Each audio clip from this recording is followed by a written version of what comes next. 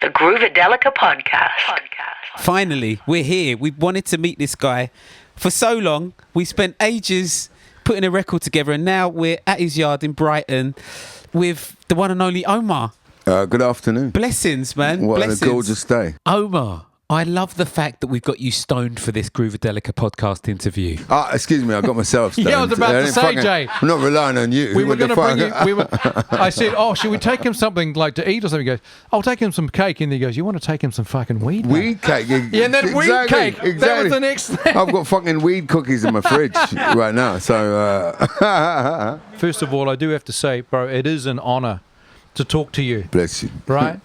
For people that are really interested in keeping music real and musical and connected to your roots and that whole kind of approach, you're an extremely valuable artist, and Thank you. we take a lot of energy and inspiration from your work, brother. So I just want to say thank you for Bless that. you. Thank you. All right. Yeah. So what we're seeing so much of today might be termed as the co-opting of traditional black genres into pop and other idioms, where it arguably gets pimped into a pop format, you could say. Yeah. So if you agree with that, I mean, that's, you don't have to agree with it, but that's just kind of, how it's The it's kind of whoring of soul music. Is that what you're saying? yeah. Okay. So how do you see like the future of soul and black music in this current environment? I think soul music is very healthy. I mean, I see a lot of kids doing some really great stuff. There's Joe Culpepper, Ego LMA, Shanice Smile, I think her name is. But it's healthy, but it's whether it gets the promotion that it deserves is another thing, because it's not mainstream. It's still not mainstream. Yeah. We still don't have the mainstream TV shows. I don't see it being championed on like national radio stations and stuff. Still, it's still kind of left to the sidelines. But in terms of the creativity, I think it's very healthy. It's there. I think thank goodness for the internet, because that's how people can source. They can go straight to the source of music and go to what they love. They don't have to be force fed.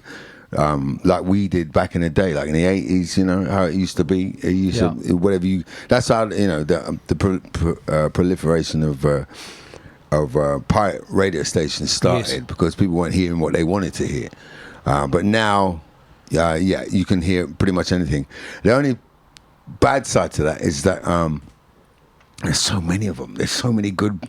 Talented. That's it. You have to find a way of standing out from the crowd. I'm kind of basically lucky that I started when I did, because there was far fewer of us than back then, and now there's so many. It's just a minefield to go through. Yeah. That kind of actually what you just gestured to there was actually my last question, which was, how important do you think it is to be feeding that sense of community for underground music like that? And I'm thinking specifically, from me and Jason's end and from Groovedelica's interest, that whole West London Bruck scene, 2000 Black, Kaidi Tatum, Digo, that kind of thing. Yeah. These guys that are continuing to extend the conversation about black music into the future. Do you think we can get... Is it really worth investing in building up those underground communities still? I think so. I mean, I think they're very strong. I've spoken to Kaidi. I'm supposed to do a track with him as well. Please. I got to get on that. That would be a combination, man. It will, but I've got to get on it, man. It's sometimes my brain gets taken into other spaces. But anyway, it's like I said, it's there, and it's worldwide, and it's easier to do now as well, because we can work countries apart and still get work done. That's how we did what we did. You know what I mean? So it's very possible, and it's exciting to see what's going to happen. So where do you see yourself located in that? All these kind of the way that the music world is set up now. We were just talking about Spotify and everything as well, and how everything's kind of been, again, co-opted, you could say, by social media and TikTok and whatnot. How do you see yourself in this kind of newly digitized social media environment? I see that. I've been non-stop working since we all came out of the pandemic. Wow. It's been non-stop, which I give thanks for, because obviously that 2 years was brutal for a lot of people. You know what I mean? I managed to to sail through it by sort of like conforming to what was going on. So I bought myself some GoPro cameras, set up a whole streaming thing, and started performing from a studio up in South London, and made it to go through there, doing the little wine bars or the restaurants and stuff. Oh, so you do wine bars? Yeah, I do wine bars, son. Okay, I'll you do find a me in gig the with you lobby of the Marriott? No, I'm joking. Wow. But yeah, you know what I mean? You just have to be resourceful with what's going on now. And like I said, give thanks that I can still do certain sized venues, which are enough to, get sold out. And I can earn a living from doing that, you know what I mean? And you sell CDs at the shows and things like that. Yeah. And so, merchandise that you got to do. But you got to do whatever it takes to get on with it. Yes, you know what sir. I mean? And my place within this is, I like I said, I've been getting a lot of interest. I'm seeing the demographic of my audience like widening. It's insane. Like the ages of people from 15 up to 70 odd are coming to the shows, all colours, creeds, races, religions. But then that speaks to that. Honestly, that kind of speaks to the flavour and the approach that your music takes too, isn't it? You're not really confined or conformed to any particular kind of period or flavour. Like you're just French. so fully realised in your own artistic world, isn't it? It's whatever's, it's whatever is flowing through me at that time. You know what I mean? Whatever the subject is, whatever the beat is, it's never the same. I'm finding that it kind of like, obviously there's the core elements of what I like to use. I like to use the acoustic sounds and mix with the bits of synth and things like that. But it's whatever puts that fire in my belly. I still get excited about making the music. You know what I mean? And that when me and my brother get together, just that energy that we have together makes out certain tunes come out a certain way. Working with certain musicians, you know what I mean? It's that kind of element of all being in the same space together. Because I can be a solitary artist and just sit in here and do stuff myself, but there's nothing quite like when you're with the band, and then you get that vibe of everybody playing together. You know what I mean? I've managed to get the core band that I use, which is Lennox Cameron on keys, Gordon Moran on bass, Tony Remy on guitar, and Wesley Joseph on drums. Wow. Those boys now I've managed to, because I've used hundreds of musicians in the past. This core musicians at the moment seem to be the one. They've all locked in. Oh man, when we do a set, and we really enjoy playing together, I've seen so many people doing gigs and like higher, bigger profile artists that do like 2,000 seaters, and the band, I've seen them play and they never look at each other. Yeah. They're all just like to the not charts smiling and just all like this, and I'm like, what are you doing? Do you know what I mean? Yeah, bro. Absolutely. That feeds the music, you know what I mean? Absolutely. So yeah, when I'm writing the things, it's one part of the enjoyment, and then when you perform, there's another thing, just to get to see the crowd's reaction and that kind of thing. You know what I mean? That's my place, is to entertain. Yeah. And just on that point, I think that's why you're gonna transcend the digital side of things. The TikToks and the rest of it. It's a different connection. Live is unbeatable. Yeah. No matter how much digital communication's out there, right? You can't beat that. You can't beat it. Yeah, the TikTok thing. I mean, my kids they look at TikTok, but funny enough, they don't look at the silly things. They've been taught some really good stuff through TikTok. Yeah. You know what I mean? It's all books and stuff like that. One of my daughters is into, but. They're going, but you need to have a tune that gets big on TikTok. So I'll leave that to them. Dad? Come on, Dad. Yeah. Oh, man. Listen, I've only just started becoming hip to them. Yeah. It's because it's interesting what you were saying before about, you've got your merch, you're doing your live gigs. That, because of course there was that great revolution in the international music industry when digital really hit home, and all the big record companies, mid-late 2000s, they all went, oh shit, they'd slept on it for too long. Mm-hmm. Suddenly, it was iTunes and YouTube and everything else that piled in there. Mm-hmm. And that kind of new emerging model for independent artists is pretty much what you just described a few minutes ago. Right. You'd already kind of sounded you'd kind of worked that out. Like that's the way forward for somebody that really wants to be true to their own style and everything else, isn't it? Yeah, well, I mean, until they sort out this streaming fiasco, it's ridiculous. It's insane the amount of money that artists, musicians, writers will get from streaming. Do you know what I mean? That needs to be adjusted because it's just not. No, how can you can't learn a living that way? I agree. I think there's going to be a bit of a backlash over the next few years when artists realise how little of that pie that they're receiving, because there is money being made, but not a lot of it, not enough of it's going to the artist in a fair way. Well, that's what I was thinking of. The Hollywood thing is a great example of that, where it's not coming to, and it's AI bullshit as well. Yeah. I heard that they give an AI rapper a record deal. That's right. Yeah, No, I'm serious. What? yeah, like with what's his name? They did a cover of his Drake? Yeah, it was like a faux Drake, and there was Right. yo, that's better than what you put out last week, Drake. I guess that's not hard. Oh, did I say that online? You might want to edit that out. Sorry. One of my favourite tracks of yours has to be the iconic song "It's So."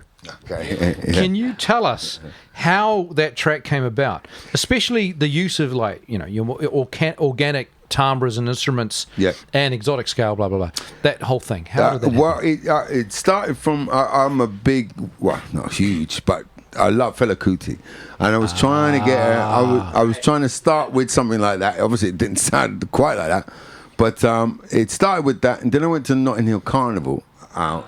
And they were playing soca and zouk and all kinds of different things.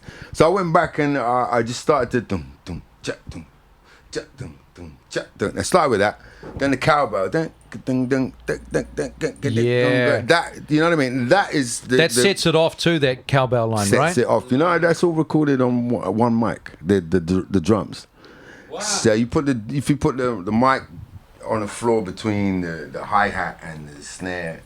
And the kick, sorry, on the floor between the hi-hat and the snare and the kick, and you just EQ it right, you'll get everything that you need. You don't that need nice the whole room sound. Yeah, you don't need the whole thing like that. It's just how it's EQ'd. And then what was that? The bass is from I can't remember the bloody thing. Miroslav. You know? Oh yeah, I do. It's a double bass plucked sound. Dun, dun, dun, dun, dun. Yeah. Listen, you just everything. Miroslav Vitus.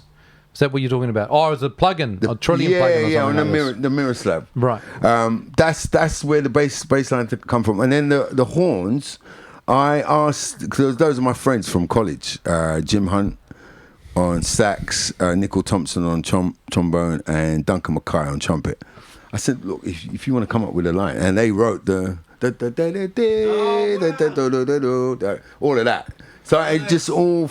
They really tuned in, didn't they, with that line, man? Because we worked together for a while, you know what I mean? So then once you get those core people, I still work with Jim and Nickel now. Duncan's in Ramsgate. But yeah, it's just how it all came together was just, I knew I had something special. Oh, yeah. I don't know if I couldn't make another one of those again. I wouldn't want it.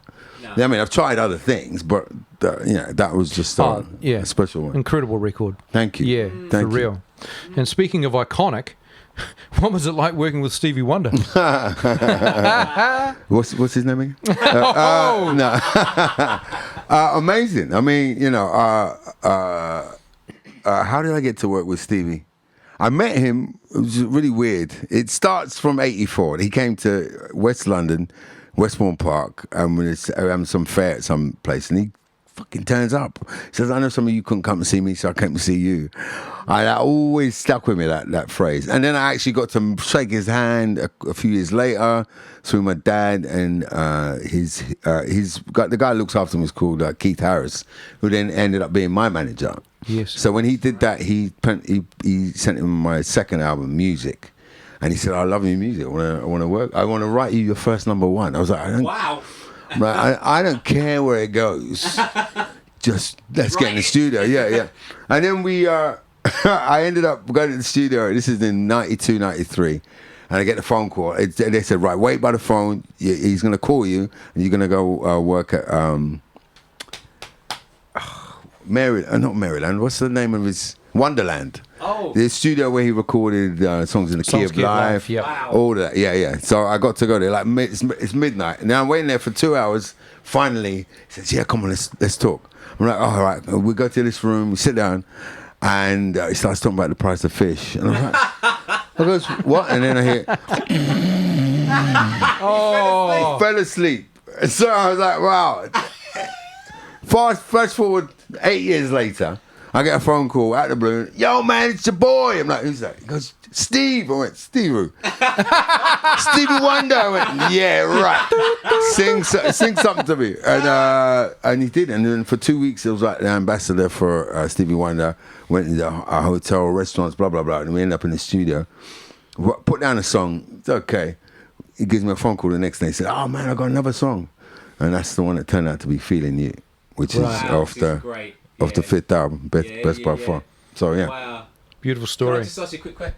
What must it have been like when you did the first song with Stevie and you might not necessarily have been feeling it? Were you like, Stevie, I'm not really feeling it? That must be quite an awkward situation. This is the thing. So I didn't say that directly. I was kind of, but I did say to him, well, I want to do something like what you did on Songs in the Key of Life, because everything it was keyboard, it was drum machine, and I was like, a bit too digital. So I got him to come to my friend's studio. So and there's a band playing, and I think that's what influenced him to go back to the hotel. And then he called me and goes, right, let's go back in the studio again.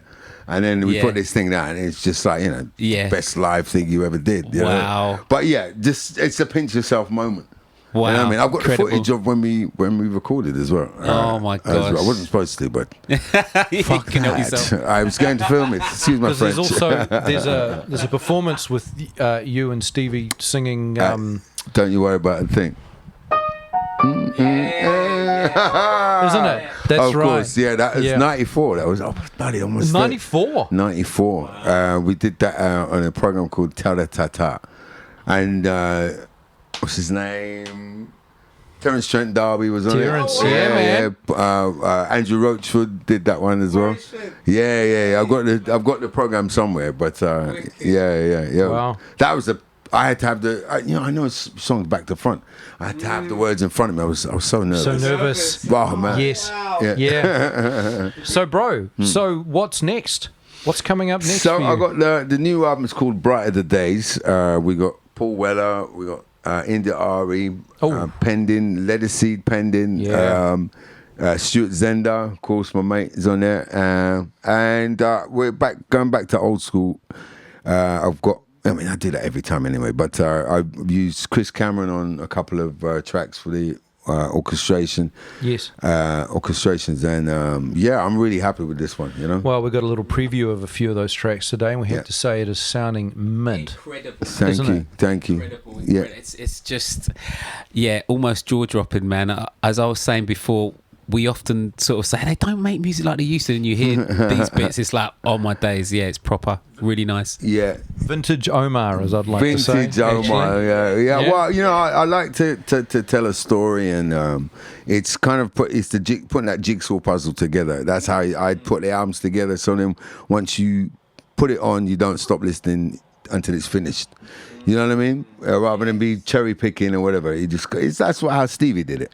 So I've just gone with that model, and I've been blessed enough to come up with another package again. And there's another one not far behind. He says that. Wow. I was supposed to do this 2 years after the last one. It's now 7 years. So little thing called COVID as well, isn't it? A little thing called COVID. A little bit. Well, some people got really super creative. Sure. Yeah, I've spent more time performing as such, because I always got stuff. Coming through. There's stuff on this album that I started in 2007. You know what I mean? Wow. But it's just the right time. When it's the right time to release it, it's the right time. So you know that. That's it. Yeah. Well, we're looking forward to that new album, man. And thank you. Is there anything else you want to? Yeah, I got. It's a little bit of a cliche question, but has to be asked because I know there's so many up and coming young, fresh artists that are going to be listening to this. Advice, inspiration for any artist coming through now who's trying to do their own thing. You got to be patient. You know what I mean? Believe in what you're doing. Be realistic as well about your expectations, your goals. And find some way of standing out from the crowd. Yes, you know what I mean. I know it's even harder now because there's so many people doing it. But come up with something that's gonna, stick in people's memory. You know what I mean? So they'll go, oh yeah, Well, remember that? bro, 5-10 minutes ago you were saying Steve, you were writing that track with Steve. You said, I'm going to give you a number one. You said, well, as long as I'm feeling it. Yeah. Right? And that's one of the most important things, I guess, I heard you say today. And that's what I consider makes you some of what the artist that you are, right? The music comes first, right? Yeah, There's absolutely. too many people out there trying to fix, get at it like it's a business equation or it's some kind of puzzle that they can trip out, right? But it's the way around that you want to do it. That's why I say you have to be realistic about your goals and expectations, and you know what I mean, because you got to earn a crust at some point. So obviously, I'm happy at the level that I am. You know what I mean? I'm not doing stadiums, I'm not doing arenas or anything. I'm really happy with that because it's the intimate thing. You know what I mean? And I can still earn enough that I can feed, clothe, and house my babies. You know what I mean? So yeah, it's just that, man. And it's give thanks to whoever's helping me create this thing. Yeah. Because this train ain't gonna stop. You know what I mean? Yeah, brother. Happy to hear that. Yeah, absolutely. I got enough albums in me still. You know what I mean? So yeah, blessings. It's been awesome, my bro. Thank you so much. Thank you for your time today. No, it's been fun. Fantastic. Blessings, Omar. Absolute pleasure, man. Absolute pleasure. Now, come out my yard. The Groove-a-Delica Podcast.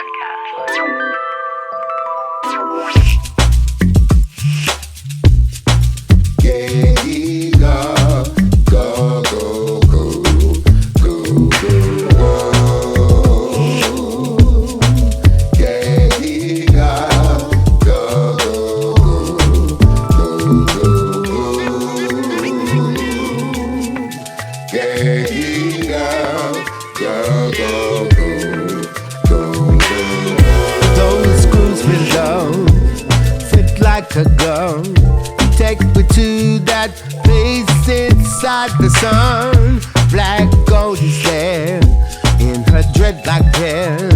Makes all the people stop and stare. Brothers bringing black sunshine in the night. Keep it real, make a deal out of feeling right. Don't backchat me, this is our soul family. Going back to the roots of all you see.